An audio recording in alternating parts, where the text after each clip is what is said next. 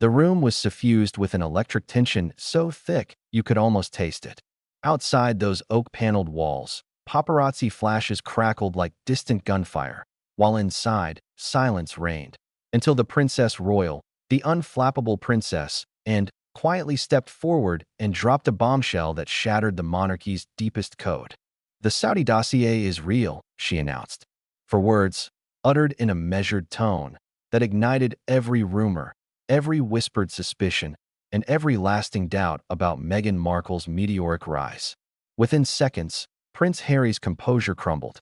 His face, framed by the dim glow of antique chandeliers, twisted into a mask of shock and fury.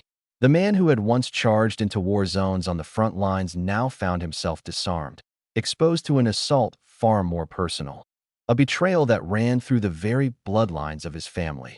Contrast that moment with the last public sighting of the Duke of Sussex, a confident wave in Los Angeles, flanked by his wife's radiant smile, confident, buoyant, seemingly untouchable.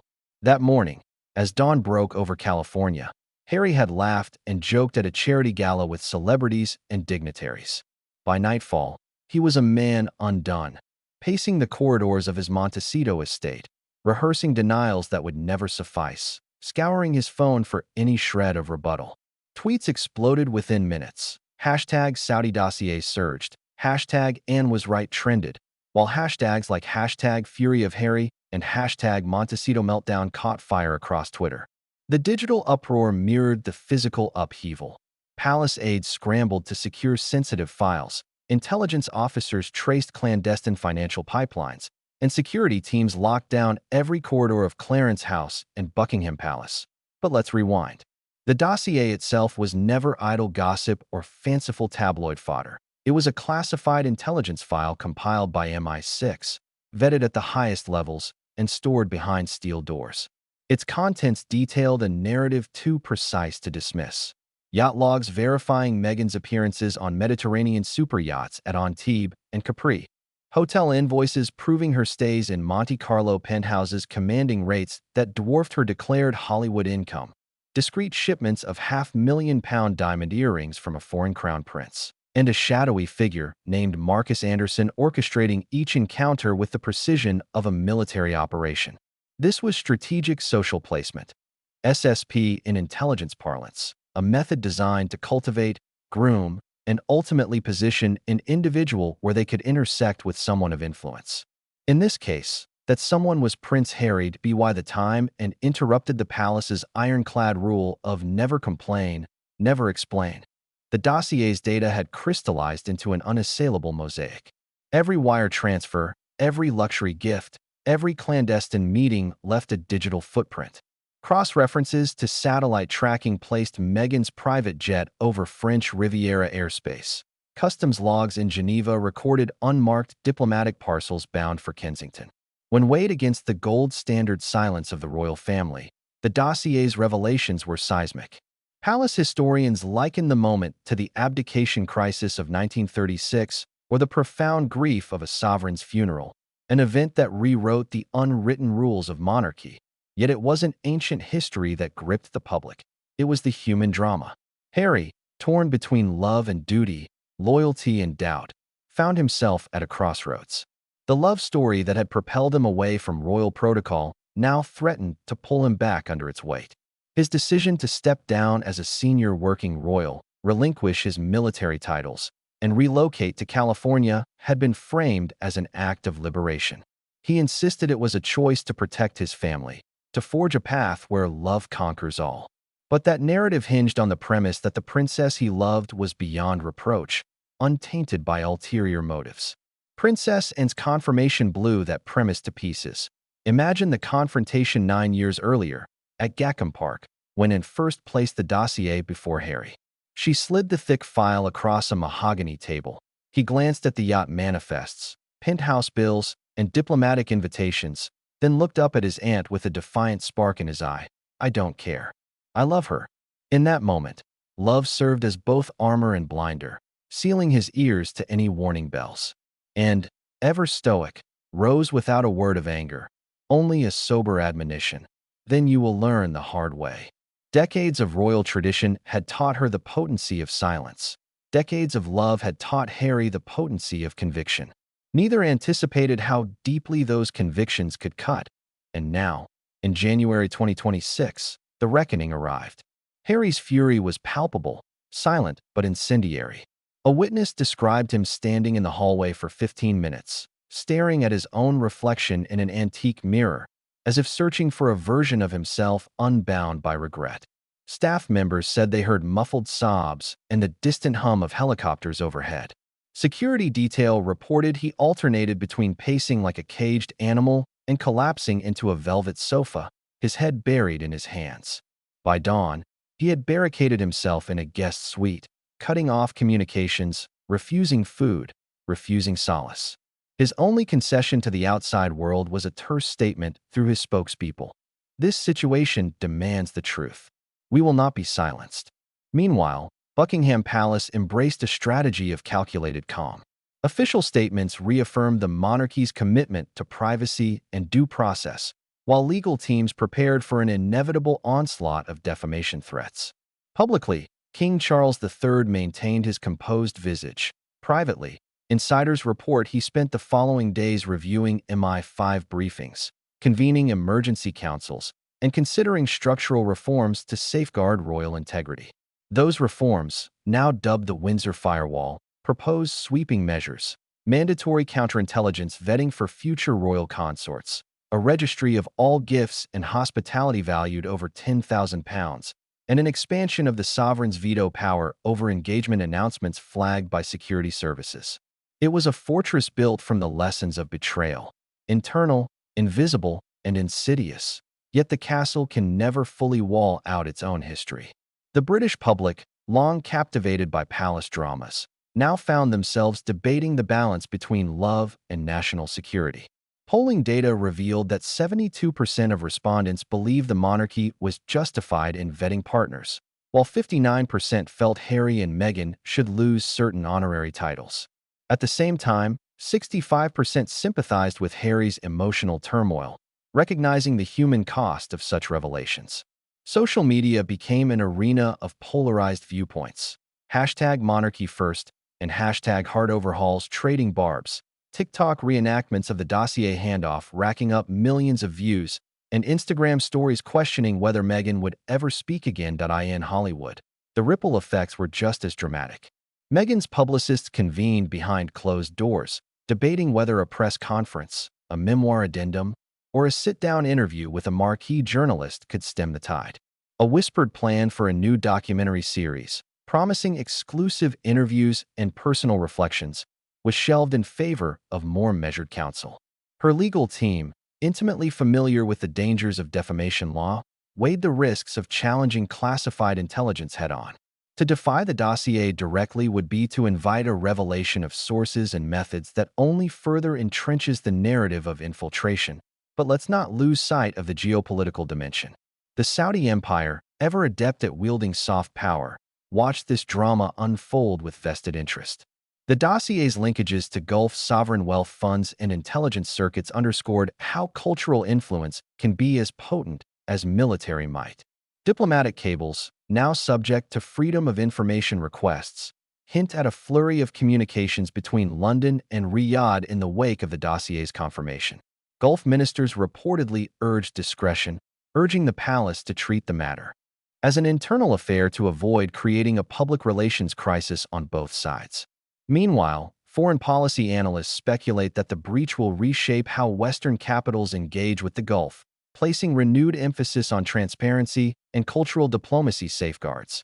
For content creators, journalists, and storytellers, the Saudi dossier saga offers a rich tapestry of thematic threads: love betrayed, institutional resilience, the collision of personal narrative and national security.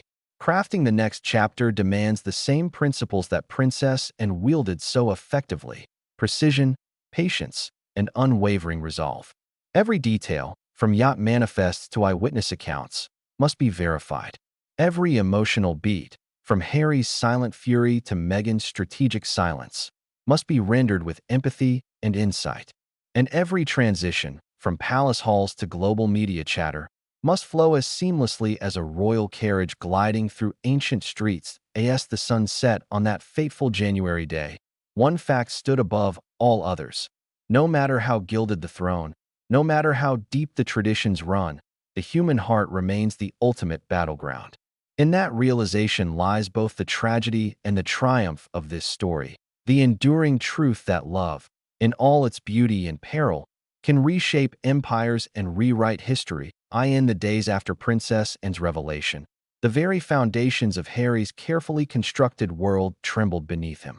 Isolated in his Montecito sanctuary, he wrestled with disbelief and betrayal as advisors presented him with intelligence briefs he once dismissed as tabloid exaggerations.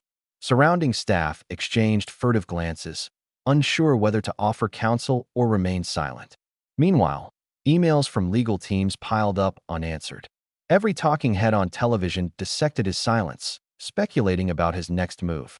Would he summon the courage to confront the truth publicly, or retreat further into personal exile? Each moment of hesitation magnified the pressure bearing down on him. He faced a crossroads unlike any before. Issue a formal apology acknowledging failures of judgment, and risk admitting that the fairy tale he championed was built on murky underpinnings, or double down on defiance, reinforcing the narrative that royal tradition was corrupt and that he alone spoke truth to power. Each path held peril. Public contrition could endanger his media projects and embolden critics, while outright denial in the face of damning documentation could shatter credibility irreparably. For Harry, every decision now carried lifelong consequences that extended beyond personal reputation to the future of his family and to the delicate bonds that underpin public trust. Across the ocean, Meghan's silence reverberated louder than any statement. Her attorneys, renowned for swift legal strikes, remained curiously inactive. Insiders speculate they are meticulously reviewing classified MI6 documentation before plotting a strategic response. Whether she will craft a defiant memoir passage or convene an intimate press conference remains uncertain. One whispered scenario involves a social media manifesto purporting to contextualize her past encounters as innocent cultural exchanges. Another suggests she might lodge a defamation suit against any source leaking intelligence details. In the interim, the public's hunger for her voice intensified into an echo chamber of rumors and speculation. Meanwhile, diplomats in London and Riyadh traded urgent messages, fearing a public showdown could destabilize delicate alliances. Saudi officials reportedly emphasized that the dossier's confirmation was an internal British matter, discouraging any official protest. Yet behind closed doors, Gulf policymakers evaluated the fallout. Was soft power compromised? Would future cultural initiatives suffer under increased scrutiny? Intelligence chiefs in both capitals convened secret working groups to reassess protocols for cultural diplomacy. Even the United Nations regional envoy monitored developments, aware that the incident highlighted vulnerabilities in transnational relationships that are built on trust, hospitality, and celebrity endorsements. These dialogues underscored the fragile interplay between prestige and politics. Within palace walls, King Charles III faced a convergence of personal grief and constitutional duty. Reports describe him poring over intelligence summaries late into the night, his face etched with concern. In solitude, he weighed the balance between family loyalty and safeguarding the crown's reputation. Meanwhile, Queen Camilla, striving to maintain familial harmony, offered subtle gestures of support to her daughter-in-law, aware that public empathy could soften criticism. Prince William, torn by fraternal bonds and institutional loyalty, discreetly backed the Windsor firewall while privately advocating for dialogue. These tensions transformed Buckingham Palace from a tranquil symbol of continuity into a dynamic theater of crisis management. In response, the Windsor firewall measures were drafted with unprecedented detail. Prospective royal consorts would undergo multi-agency vetting by MI5, GCHQ, and palace security, extending beyond traditional background checks into financial forensics and network mapping. Gifts and hospitality above £10,000 require disclosure within 90 days of acceptance, with mandatory audits conducted by an independent oversight body. Engagement announcements hinge on clearance from a newly empowered Privy Council committee with veto authority. Critics decry this as draconian, Yet royal strategists argue it is essential to prevent history from repeating. The palace presentation emphasized that these reforms honor the monarchy's heritage by protecting it from modern covert threats. Intelligence officials stressed that strategic social placement remains a potent tool for influence campaigns worldwide. MI6 and allied agencies now plan workshops to train cultural attaches and event managers to spot SSP indicators. Unexplained wealth, repeated invitations to exclusive enclaves, and the presence of undisclosed facilitators. American and European intelligence partners have expressed interest in adopting similar protocols, seeing parallels in recent cases of oligarchic influence through philanthropy and arts patronage. Academic institutions are already incorporating SSP case studies into security curricula, elevating this issue from a niche intelligence concern to a central topic in modern security discourse.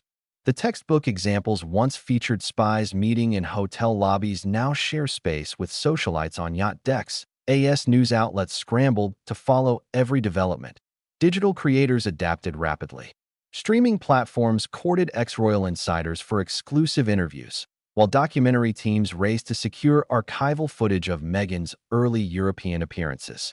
Podcast hosts assembled panels of former intelligence officers, royal correspondents, and cultural analysts to deconstruct each facet of the dossier, from shadow patronage networks to the legal frameworks governing sovereign immunity. Social media influencers used interactive timelines to map Meghan's movements, tagging every super yacht and boutique hotel with minute precision. Brands once eager to leverage royal fascination suddenly hesitated, vetting collaborations tied to monarchy-themed merchandise and experiential travel packages as uncertainty clouded the sparkle of palace glamour. But in local communities across the UK, street-level chatter about the dossier sparked renewed debates over class and privilege. Tea shop owners in Windsor reported customers poring over printouts of leaked dossier pages while waiting for scones. University students held impromptu debates about ethical vetting, sovereignty, and the public's right to know. In online forums, older royalists clashed with younger skeptics over whether tradition could withstand modern scrutiny. Each conversation, no matter how trivial, contributed to a cultural watershed moment, reminding policymakers and influencers alike that storytelling, driven by fascination with power, retains the ability to shape institutions, public sentiment, and ultimately, history itself. This saga underscores a timeless truth. In the interplay of love, loyalty, and strategy, the most potent battlefield is our own assumptions. As the world watches, the legacy of the Saudi dossier will depend on whether institutions adapt, individuals take responsibility, and audiences demand transparency over illusion. Yet as global eyes remain fixed on the palace drama, the ripples of PrincessAnne's confirmation continue to transform every facet of a centuries-old institution. In Montecito, PrinceHarry remains secluded, his team oscillating between urgent counsel and protective discretion.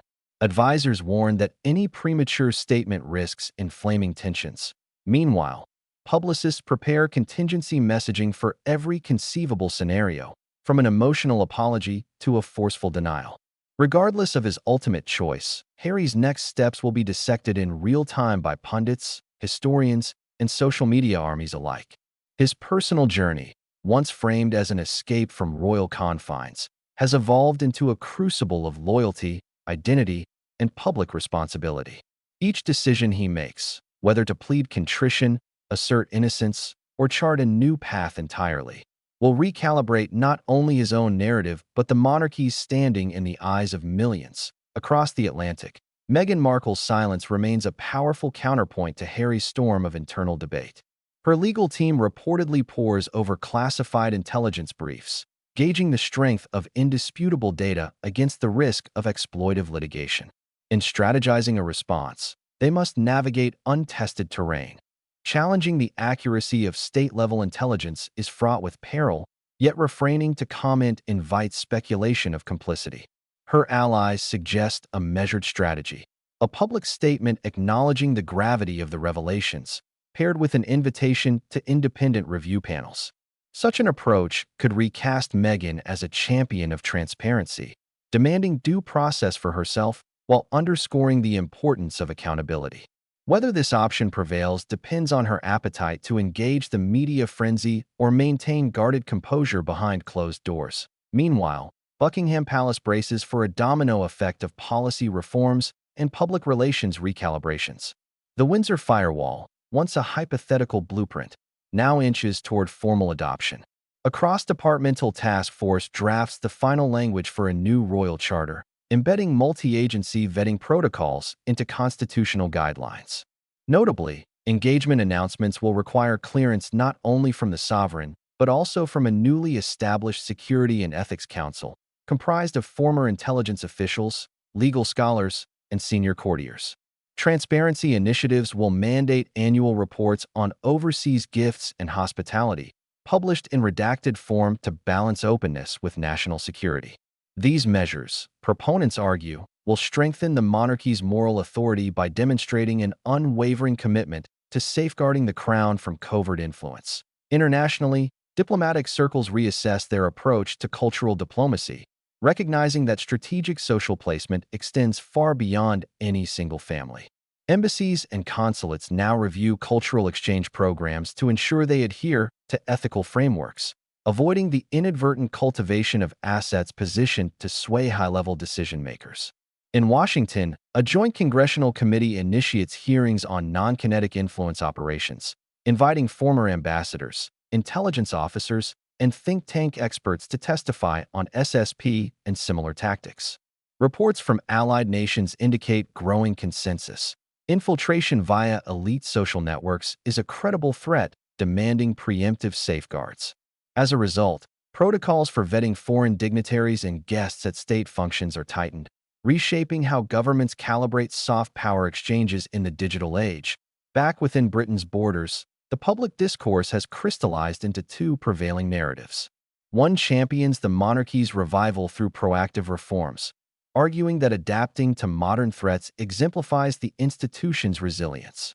Newspapers aligned with this view frame Princess Anne's revelations as a moment of institutional authenticity, hard truths laid bare to preserve the crown's integrity.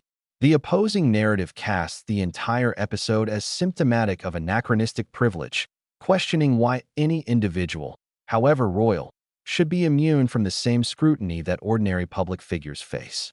In online forums, debates over monarchy versus meritocracy reach fever pitch, with younger generations advocating for a slimmed-down institution or even a transition to a republic. This ideological tug-of-war underscores how the dossier's impact transcends gossip. It engages fundamental questions about power, accountability, and public trust. For content creators and media strategists, the saga offers a masterclass in narrative architecture. The pillars, an authoritative hook, unflinching data, intimate character moments, and an open-ended climax, combine to sustain audience engagement over weeks or months. Whether producing documentary segments, podcast deep dives, or viral social media clips, the key lies in balancing pacing with perspective, weaving macro geopolitical analysis with micro-personal drama, ensuring viewers grasp both the intelligence implications and the human cost. Interactive elements, such as real-time timeline visualizations or immersive 360 degrees tours of key locations, can deepen engagement, inviting audiences to explore evidence while forming their own conclusions. Ultimately, the Saudi dossier saga proves that when narrative and nuance align, even centuries-old institutions can be re-examined in a new light. As the final act of this chapter unfolds, one truth stands immutable. The House of Windsor has entered an era where tradition and transparency must coexist. The unspoken compact between royals and subjects, built on mystique and discretion, now demands reinforcement through openness and accountability. Princess Anne's declaration did more than confirm a dossier. It signaled a seismic shift in how power is guarded and exercised. For Harry and Meghan, the path ahead brims with both risk and opportunity, a chance to redefine their roles within or beyond the crown, shaped by how authentically they confront these revelations. For the monarchy, the circuit has closed. Warnings once whispered in private now resonate as public imperatives to evolve. And for us, the spectators of this unfolding drama, the lesson is clear. Vigilance in the face of subtle influence is not just an intelligence necessity. It is the bedrock of informed citizenship in a world where even love can be weaponized.